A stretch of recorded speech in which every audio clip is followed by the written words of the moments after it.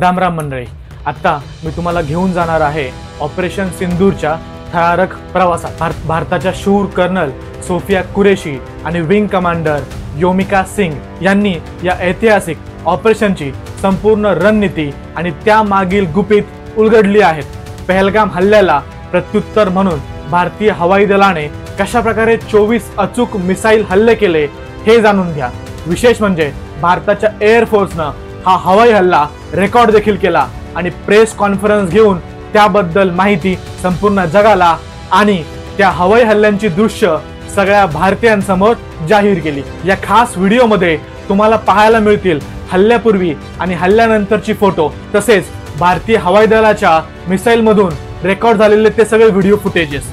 त्यामुळे हा व्हिडिओ शेवटपर्यंत नक्की पहा।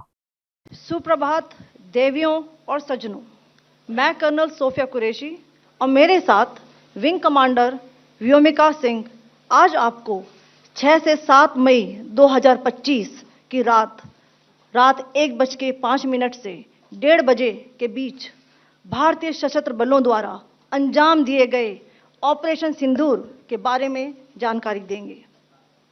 ऑपरेशन सिंदूर 22 अप्रैल को पहलगाम में हुए विभत्स आतंकवादी हमले के शिकार मासूम नागरिकों व उनके परिवारों को न्याय देने के लिए लॉन्च किया गया था। इस कार्रवाई में 9 टेररिस्ट कैंप्स को टारगेट किया गया और पूरी तरह से इसे बर्बाद किया गया। पाकिस्तान में पिछले 3 दशकों से टेरर इंफ्रास्ट्रक्चर का निर्माण हो रहा है। इसमें recruitment, indoctrination centres, training areas व लॉन्च पैड शामिल थे, जो पाकिस्तान और पाक अधिकृत जम्मू कश्मीर POJK दोनों में फैले हैं। Operation Sindoor was launched by Indian Armed Forces to deliver justice to the victims of Pahalgam terror attack and their families. 9 terrorist camps were targeted and successfully destroyed. Over the last 3 decades, Pakistan has systematically built terror infrastructure. It is a complex web of recruitment and indoctrination centers, training areas for initial and refresher courses, and launch pads for handlers. These camps are located both in Pakistan as well as Pakistan-occupied Jammu and Kashmir areas. Some of the well-known training camps are located, as you can see on the screen. They are distributed from Savai Nala in the north, counting to approximately 21, ending at Bhagalpur to the south.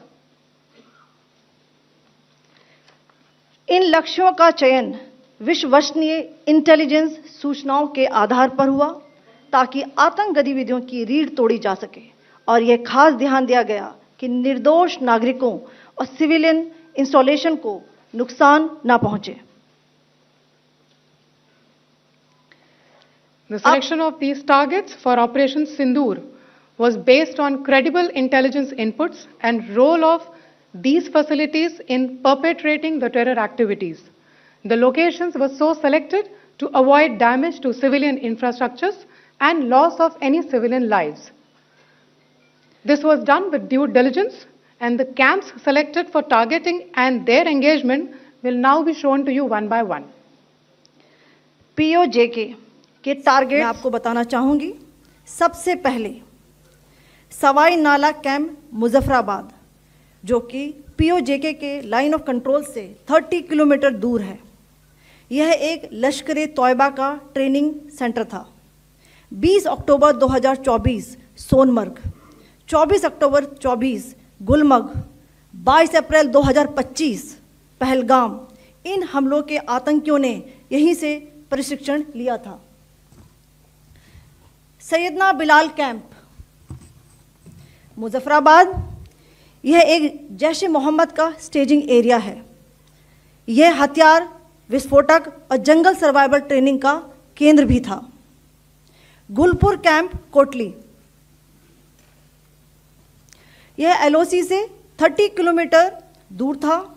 लश्कर तौयबा का base था, जो रजौरी, पुंछ में सक्रिय था।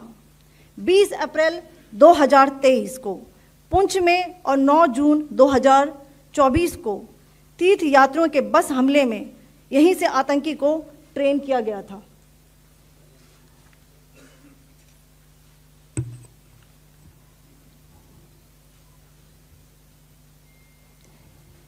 Barnala camp Bhimber, ये LOC से 9 kilometre दूर है। यहाँ पर हथियार हैंडलिंग, आईईडी व जंगल सर्वाइवल का प्रशिक्षण केंद्र था। अब्बास कैंप कोटली,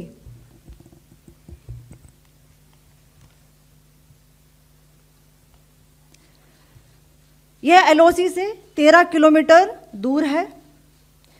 लश्कर तौयबा का फिदाइन यहाँ तैयार होता था। इसकी कैपेसिटी 15 टेररिस्ट को ट्रेन करने की थी।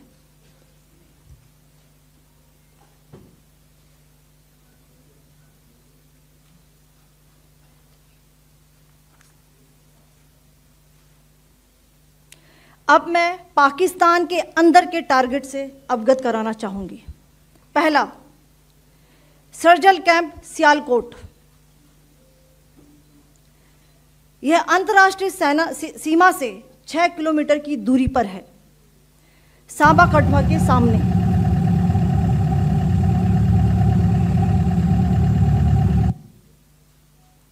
मार्च 2025 में जम्मू एंड कश्मीर पुलिस के 4 जवानों को की जो हत्या की गई थी, उन आतंकवादियों को इसी जगह पर ट्रेन किया गया था।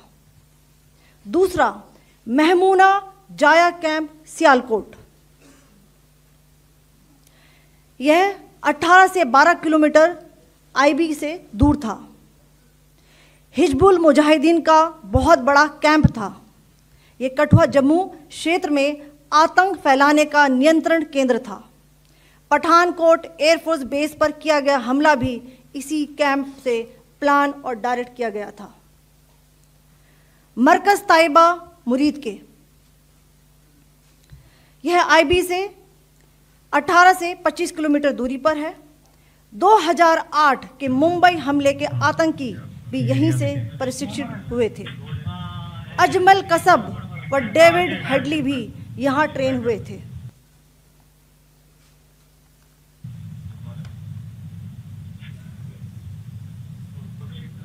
आगे दूसरा आया।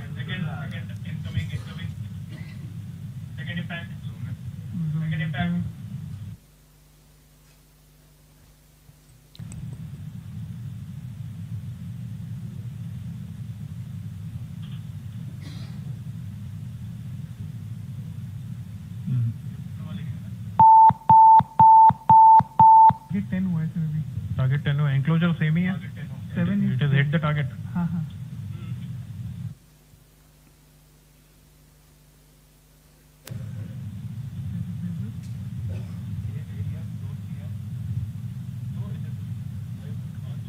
आ गया sir impact.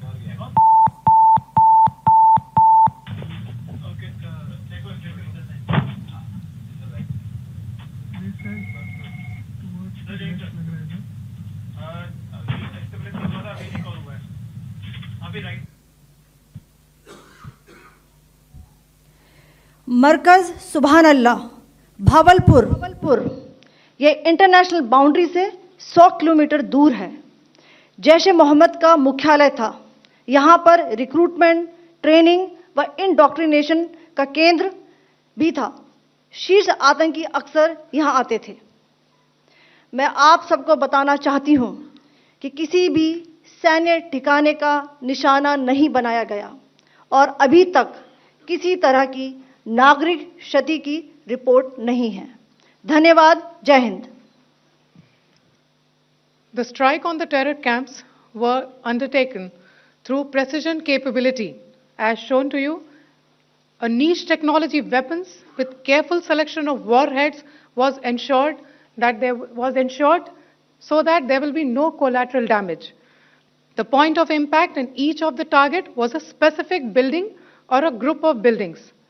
All the targets were neutralized with clinical efficiency, and the results reiterate the professionalism of the Indian Armed Forces in the planning and execution of their operations. No military establishments were targeted. India has demonstrated considerable restraint in its response. However, It must be said that the Indian Armed Forces are fully prepared to respond to Pakistani misadventures, if any, that will escalate this situation. Jai Hind, and thank you very much.